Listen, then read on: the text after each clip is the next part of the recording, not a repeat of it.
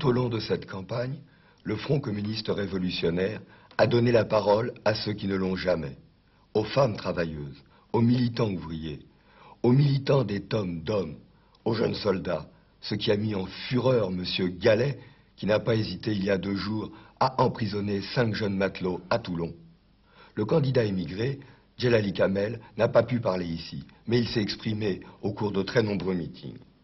Lors de ces émissions, ces travailleurs ont dressé devant vous le résultat de 16 années de pouvoir gaulliste. Ce résultat est accablant pour tous les vieux chevaux de retour qui essayent de prendre vos suffrages.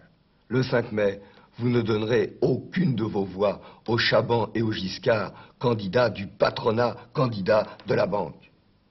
Mais les travailleurs combatifs, doivent-ils voter dès le premier tour pour François Mitterrand? Les dirigeants des syndicats et des partis de gauche nous disent « il ne faut pas compromettre la chance, il ne faut pas disperser nos suffrages, il faut être réaliste ». Eh bien, travailleurs, ce réalisme-là ne vaut rien. Nous voulons, comme vous, chasser la droite. Et c'est pour cela que nous voterons massivement au 2e tour pour François Mitterrand. À moins qu'entre-temps, il ne fasse quelques compromis pourris avec des partis de droite. Mais notre objectif ne se limite pas à chasser Giscard ou Chaban. Nous voulons en finir avec le système actuel d'exploitation, d'oppression, avec ce système de gabegie. Nous voulons instaurer le socialisme, et nous savons que c'est là l'espoir de millions et de millions de travailleurs et de jeunes. À cela, nous disons, peut-on faire confiance à François Mitterrand et à ceux qui le soutiennent? Évidemment non. Le passé de Mitterrand est déjà assez significatif. Mais surtout, souvenez-vous de toutes les expériences où les partis de gauche ont été au pouvoir, en 1936, à la Libération. Ils n'ont jamais pu le garder, car ils se sont toujours refusés à s'appuyer de façon décisive sur les travailleurs. Et nous ne voulons pas recommencer ce type d'expérience. Alors on nous dit, mais tout cela c'est du passé. Aujourd'hui, François Mitterrand est devenu socialiste. Mais quel type de socialiste est François Mitterrand? Il le dit lui-même dans les professions de foi que vous avez reçues. Il écrit « Je suis socialiste en effet, comme le chancelier Brandt en Allemagne, Kretzky en Autriche, Wilson en Angleterre, Palm en Suède. Autant dire, je ne suis pas socialiste du tout, je suis même un petit peu anticommuniste.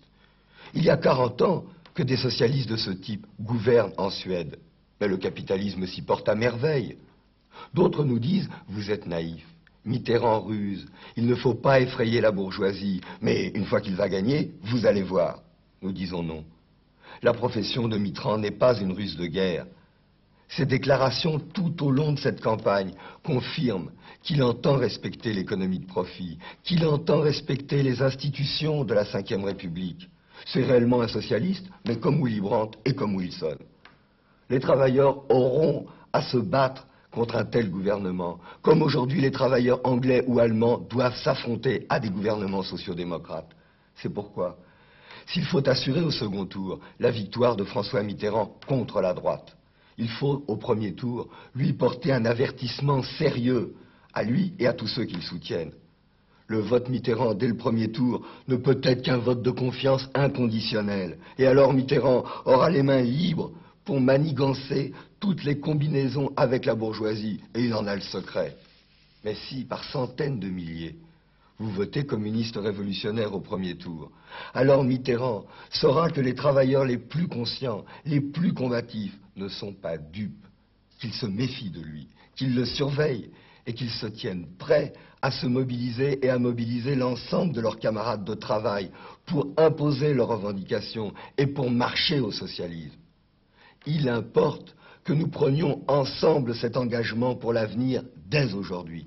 C'est pourquoi tous ceux qui veulent chasser l'équipe au pouvoir, mais qui ne veulent pas donner pour autant un chèque en blanc à François Mitterrand, ceux qui veulent la défaite de la réaction, mais qui veulent aussi changer la vie et changer le monde, le diront clairement le 5 mai en votant sur mon nom, en votant communiste révolutionnaire.